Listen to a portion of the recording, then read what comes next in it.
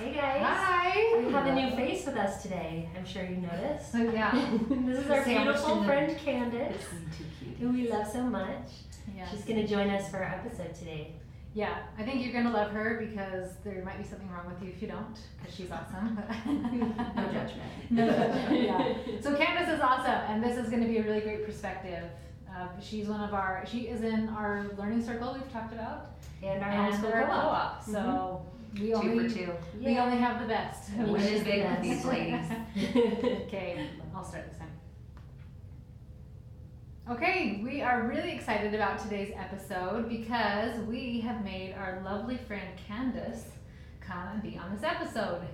Welcome, Candace. We're so happy you're going to join us today.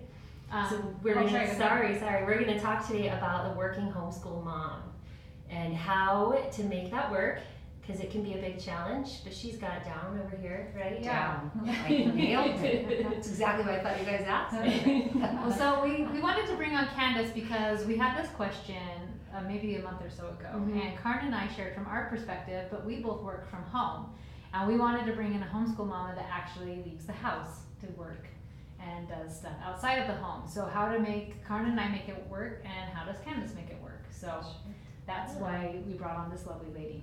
Yeah, so Candace, you want to start and tell us a little about yourself and what you do? Sure, definitely. So my name is Candace Simpson. I have been doing photography for about 20 years, actually. It took us 10 years to have kids, so photography has been a big blessing in our lives. And so when we had kids and I got the feeling that homeschool was going to be the best option for us, I, at first, of course, was scared, and I was like, Meg and Karen, where were you when I started homeschooling? Because I didn't know what homeschool was supposed to look like. I was trying to create school at my house, and that didn't feel great. And she was in kindergarten, and I was stressing about curriculum, which is funny now looking back, because I realized in my state, kindergarten's not even mandatory. Yeah. Right? And so I got a lot of advice that was good, but it wasn't very specific. So I kind of felt like I was floundering. Something like this would have been just so amazing for me. And so I got a lot of just read books. Okay. And I was like, okay, what does that mean? Like, just get a Volkswagen bus and travel the world and read books. Like, it sounds dreamy, but like, okay, then what do you do? Yeah. So I realized for me, there was a lot of obviously like prayer involved, and there's a lot of different personalities in my family, as I'm sure there is in everybody's. So for everybody, I think it looks a little bit different. But working outside the home definitely is one of those things that I feel like I had to really be prayerful and mindful about, not even just about homeschool, but just in general. Because anytime you leave your home, you are, mom guilt is a real thing. I've talked about that, I know, with Karen even just a couple of nights ago.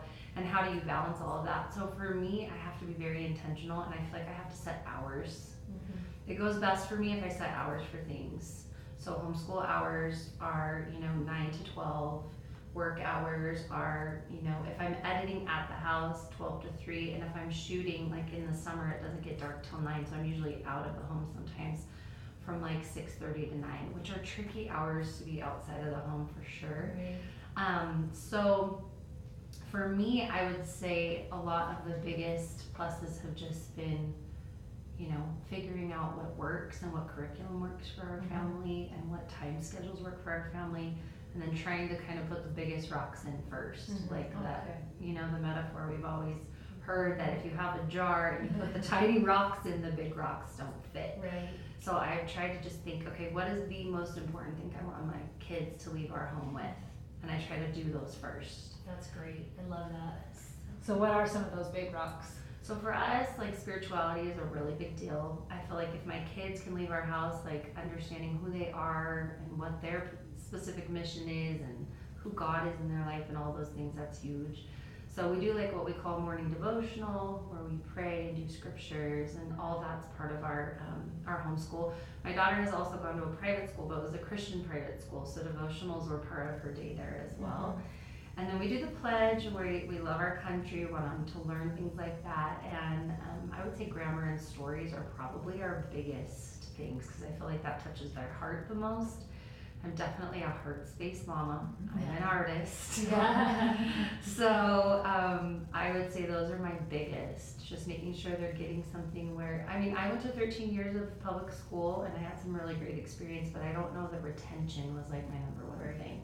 It was a lot of cramming, know these facts for this test, doesn't really matter if you know it afterwards.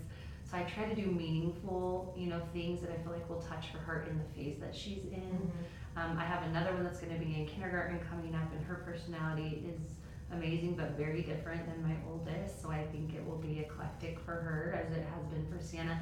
And then I have a mom that is brilliant at history, so I would say don't be scared to couple together with people that you think are really great at certain things. And so I'm like, Mom, honestly, every history book I read, I pass it through my mom and I say, is this even correct? Yeah, right? That's great. Because some of the history books aren't really written from a factual basis anymore. There's a lot of opinions. And so I'm like, okay, great. Let's have grandma help with history. And so that's been huge. My husband's really good at entrepreneurship, so I have him come in for like entrepreneurship and finance. So I try to make it a family affair as much as possible. Although I'm not gonna lie, the weight of that does rest on my shoulders. And I know I've talked to you guys and a lot of other mamas, and I think everybody feels the same. Yeah, definitely. So what do you think are your biggest challenges with working and homeschooling? So I think the biggest challenging things for me are the time management. I mean, of course, anytime you go in your own business, you are going to be there to put out fires, especially if it's your business, right? And so I work in the wedding industry a lot, an event industry, bar mitzvah industry, party industry. And so if someone's calling you for something, it's usually something that's very time sensitive. So again, I think just setting those hours and trying to be proactive instead of reactive is a big thing. Not just in this, but in life in general. Yeah, definitely. So I think for me, that's the biggest thing, so that I'm not running scattered. If I feel scattered, my kids feel scattered. Yeah, we've talked about that with mama. For some reason, when mom's mood is off, it affects everybody. Like dad can be totally grumpy and go in the corner, but it's like mom's grumpy. Oh, let's all be grumpy. Yes, it's very true. We very much set the tone, so I would agree with that. And I feel when I'm calm, they're calm, they feel better about it. And so I just, I think being reactive has probably been my biggest thing of noticing and setting those parameters and not being a master. Don't be a taskmaster to the work. Just allow certain hours and try to get the things done that you need to. I think it's been one of the biggest challenges, and yet the biggest blessings when you try to recognize that and put that into place, for sure, has been huge. So how do you manage time for yourself? Is that a thing? Is that, I love that. It should be. You know what? I'm going to be totally honest here. A lot of time for myself is in hours of the night or late hours. Yeah, it's very late. Like kids are in bed and husband's chatting and all that. I'm trying to make sure that I'm connecting with all my family members. And I feel like when my husband falls asleep, I'm like, okay, now what am I go time. Let's do this. Which is fine until your clock says 2:30 and you're just getting into bed, and then your kids are getting up at 7. So I think that I'm just trying to still balance. Yeah. In normal. I think that'll always be a hours. struggle for moms. Yeah. And homeschool moms and I working think- moms. I like that you don't it's not figured out, but you're No. willing to keep trying until you find what does. For sure. Because that's really life, right? Yeah, and I do feel like reading with my kids fills my cup. Yeah. When I get to my read alouds, I feel like, okay, this is everybody getting their cup filled in a large way. So for that, I kind of count that as part of it. And then I feel like sometimes when I'm studying my own things, like if I find a book that I love, or learning circle, I feel like is a time for myself. Things that help me recharge and become a better person, I thrive on those things. Candace hosted Learning Circle this last week, and she has a pool and a hot tub, and it was Learning Circle in a hot tub. It was. It was the great best. time. I nominate her to host every month. I think I did get nominated I for think next you did, month. like every summer, Candace. Every week. Oh my gosh, it was dreamy. It It was was super a lot of dreamy. fun. I'm so glad So I know this is a big question. So you're saying work hours in the afternoon. Yeah. What do you do with your kids?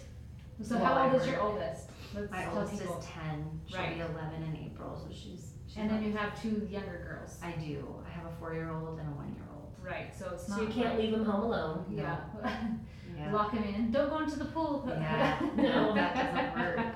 So we do bring in outside help a lot of times, almost all the time basically. Yeah. If my husband's not home, I have a niece who is available for us and has been just a heaven sent for our family. And so we have her come in certain set hours, and so I kind of know, okay, today I have from this time to this time to try to do all my stuff where she can pay attention, you know, and fill those needs of the children. I always try to still make myself available, to be honest. I mean, when I'm in my work box, I'm not ever totally in my work box because Yeah. unless I'm out on a shoot, because I obviously I can't answer my phone when I'm photographing a wedding, but when I'm at home editing, I try to still be available and just let them know, hey, if there's something really that you need my attention for, you can, you know, come in. Yeah. So, If someone's on fire, Yeah. then come in. well, and a lot of artists, honestly, they have talked a lot about this at photography seminars, and a lot of times the balance is the number one thing. Yeah. You know, like the kids only see the back of their mom's heads if they're editing feverishly all day and night, you know. So I had listened to those early in my career and been like, yeah, I don't want that regret. You know, especially when we have 10 years waiting for these kids to come. So I'm just always trying to balance it. Like, Right. have I been in my work box too much today? Okay, it's time to call it. Yeah. And sometimes that means your inbox isn't empty. And see, my husband is organized and he's like very logical. So to have a full inbox drives him nuts. Right? So we talk about this a lot, and I'm like, sometimes I just have to be like, okay, I've done everything I can today, and tomorrow is gonna come and it's gonna be fine. That's you know? good. That's good advice. Yeah. So what does your typical homeschool day look like? Okay, so we wake up in the morning and we try to just do like the normal morning chores, like making your bed and just routines that I feel like, you know, give them some structure, brushing teeth, hair, getting ready for the day, just like normal. All those, I mean, sometimes it's in our pajamas. Yeah. And I'm in my purple robe. I'm known for my purple robe. But most days that's how it goes. And then from there we do our devotional, which includes, you know, like some scripture and prayer and the pledge. And that's usually when we do like our poetry or any memorizations that they're working on. And we really try to do memorizations that I feel like will bless them in the stage of life again that they're in. And those have been really awesome for Sienna. I think she's been amazed at how much she can retain and memorize. She's always like, whoa, I memorize that whole thing, you know. So that's been good. And then we go into language arts, and then we go into math. And then I try to do kind of Charlotte Mason-esque as far as time. So I have realized for Sienna, she's a really good retainer of information, but if I try to push it, you know, like, hey, you're gonna sit here and listen to this lecture for an hour, like that would never work for our homeschool setup. So we try to break it up with physical activity. We have a pool, that's huge. We connect a lot with the pool. And then we have a tramp outside, so we just try to break it up with, you know, activities and things like that. And then the sciences and the histories and all of that, we don't do every single day. We do it a couple of days a week. And I've found some things that have been really helpful for me. I don't do great with curriculums that are a ton of prep time on my end. Like if I'm learning something on my own, like the 4 agreements. I know Megan and I have talked about this book and it's amazing and beautiful. So I could teach a unit study on the 4 agreements because it's just something I know. But if it's a curriculum where it's like, hey, the parent has to spend an hour per subject prepping, I just realized that didn't work for me. It actually caused a little more stress. Yeah, I've done a curriculum like that before. Yeah. It's terrible. It wasn't for me. I It's know not for me either. I know a lot of people are like, love this thing, and I'm like, really? Because I found myself reading the parts that were like, now ask the children, and I'm like, oh yeah, I wasn't supposed to say that. You know, I've done the same thing. right? So So I was funny. like, oh, this is a great fit. So what curriculum have you found that works best? For me, The Good and the Beautiful, hands down, has been the best because I feel like they've done a great job at getting meaningful stories that have a purpose. Like for example, the Berlin Wall, we just read about that not that long ago, and it's in their history book.